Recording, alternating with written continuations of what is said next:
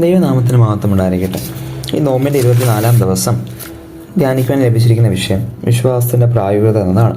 അതിനാധാരമായ വേദഭാഗം 1 കൊരിന്ത്യർ 16:13 മുതൽ 24 വരെയുള്ള വാക്യങ്ങളാണ്. അതിൽ 13-ാമത്തെ വാക്യത്തിൽ പ്രകാരം പറയുന്നു, ഉണർന്നിരിപ്പിൻ, വിശ്വാസത്തിൽ നിലനിൽപ്പിൻ. ഒരു ചെറിയ കഥ പറഞ്ഞുകൊണ്ട് ആരംഭിക്കട്ടെ. കഥ എപ്രകാരമാണ്: ഒരു ഗ്രാമത്തിൽ മഴ ഒട്ടും ലഭിക്കാത്ത കാരണത്താൽ അവിടെ മുഴുവൻ വരൾച്ചയും ദാരിദ്ര്യം ഉണ്ടാകാൻ ഇടയായി.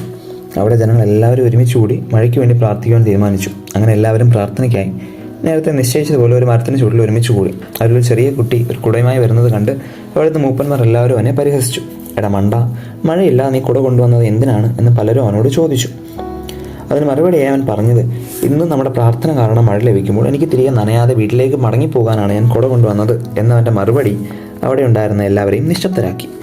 പ്രവൃത്തിയില്ലാത്ത വിശ്വാസം.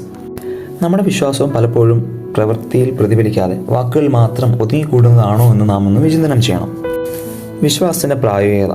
എങ്ങനെ വിശ്വാസം ജീവിതത്തിൽ പ്രായോഗികമാക്കാം എന്ന ചോദ്യത്തിന് മുന്നോടിയായി എന്താണ് വിശ്വാസം എന്ന് നാം ഒന്ന് ചിന്തിക്കണം. എബ്രായർ 11:1 പറയുന്ന പോലെ, വിശ്വാസം എന്നത് ആശിക്കുന്നതിൻ്റെ ഉറപ്പും കാണാത്ത കാര്യങ്ങളുടെ നിശ്ചയമാകുന്നു.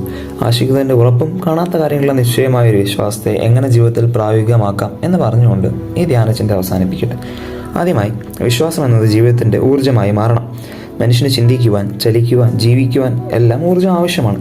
ഈ നോമ്പ് കാലത്ത് വിശ്വാസം എന്ന ഊർജ്ജം ഉൾക്കൊണ്ടുകൊണ്ട് നമ്മുടെ ചിന്തകളിൽ, നമ്മുടെ സ്വഭാവത്തിൽ, നമ്മുടെ പെരുമാറ്റത്തിൽ ഒരു മാറ്റം കൊണ്ടുവരാൻ നമുക്ക് സാധിക്കണം. രക്തസ്രാവമുള്ള സ്ത്രീക്ക് യേശുവിൻ്റെ വസ്ത്രത്തിൻ്റെ തൊങ്ങലിൽ തൊട്ടാൽ തനിക്ക് സൗഖ്യം കിട്ടും എന്നുള്ള അവളുടെ വിശ്വാസം അവളെ ജനത്തിരക്കിൻ്റെ ഇടയിലും തിക്കിലും തിരക്കിൻ്റെ ഇടയിലും യേശുവിൻ്റെ വസ്ത്രത്തിൽ തൊങ്ങലിൽ തൊടാൻ അവൾക്ക് വേണ്ടുന്ന ഊർജ്ജം അവൾക്ക് പകർന്നു കൊടുത്തതുപോലെ നമ്മുടെ വിശ്വാസവും നേരായ പാതയിൽ, നമ്മുടെ സ്വഭാവത്തിൽ, നമ്മുടെ ചിന്തകളിലൊക്കെ ഒരു മാറ്റം കൊണ്ടുവരുവാൻ നമ്മളെ സഹായിക്കട്ടെ. രണ്ടാമതായി, വിശ്വാസം എന്നത് ഒരു വഴികാട്ടിയായി മാറണം. വിശ്വാസം കൂടാതെ നമുക്ക് ജീവിക്കുവാൻ സാധ്യമല്ല. ഒരു വഴികാട്ടി ശരിയായ വഴി കാണിച്ചു തരുന്നത് പോലെ വിശ്വാസം നമ്മെ നേരായ വഴി കാണിക്കുവാൻ ഇടയാക്കണം.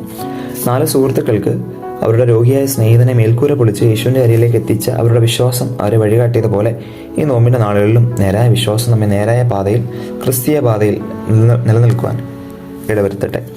മൂന്നാമതായി, വിശ്വാസം എന്നത് ജീവിതത്തിൻ്റെ വെളിച്ചമായി മാറണം. വെളിച്ചം ഇരുട്ടിനെ നീക്കം ചെയ്യുന്നു, വെളിച്ചം അന്ധകാരത്തെ മാറ്റുന്നു, വെളിച്ചം വഴിയെ തെളിക്കുന്നു, വെളിച്ചം അദൃശ്യമായതിനെ ദൃശ്യമാക്കുന്നു. അതുപോലെ വിശ്വാസം ജീവിതത്തിലെ ഇരുട്ടിനെ നീക്കം ചെയ്യണം, ശരിയായ വഴിയെ തെളിക്കണം. ഭൃത്യമായ എന്ന കുരുടന് തൻ്റെ വിശ്വാസം മൂലം ഇരുട്ടായിരുന്ന തൻ്റെ ജീവിതത്തെ പ്രകാശപൂരിതമാക്കുവാൻ സാധിച്ചു.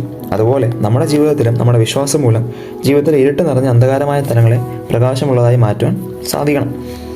ജീവിതത്തിൽ പല പ്രതിസന്ധി സമയത്തും മുന്നോട്ട് എന്ത് എന്ന് അറിയാതെ നിൽക്കുമ്പോൾ, ജീവിതത്തിൽ എല്ലാ വഴികളും അടഞ്ഞു എന്ന് തോന്നുമ്പോൾ, എല്ലാം ചുറ്റുമുള്ളതെല്ലാം ഇരുട്ടായി തോന്നുമ്പോൾ, നമ്മുടെ വെളിച്ചം, ഈ വിശ്വാസം എന്ന വെളിച്ചം നമ്മളെ വഴികാട്ടുവാനായിട്ട് ഇടയാകണം. ഈ നോമ്പിൻ്റെ നാളുകളിൽ നമ്മുടെ വിശ്വാസത്തെ നാം തന്നെ ഒന്ന് പരിശോധിക്കണം. ആ രക്തസ്രാവമുള്ള സ്ത്രീയെ പോലെ, കുരുടനായ മനുഷ്യനെ പോലെ, ആ ചെറിയ കുട്ടിയെ പോലെ പ്രവൃത്തിയിൽ പ്രതിഫലിക്കുന്ന വിശ്വാസമാണോ എൻ്റെ വിശ്വാസം? അതോ പ്രവചനം മാത്രമായ എൻ്റെ വിശ്വാസം മാറുന്നുണ്ടോ?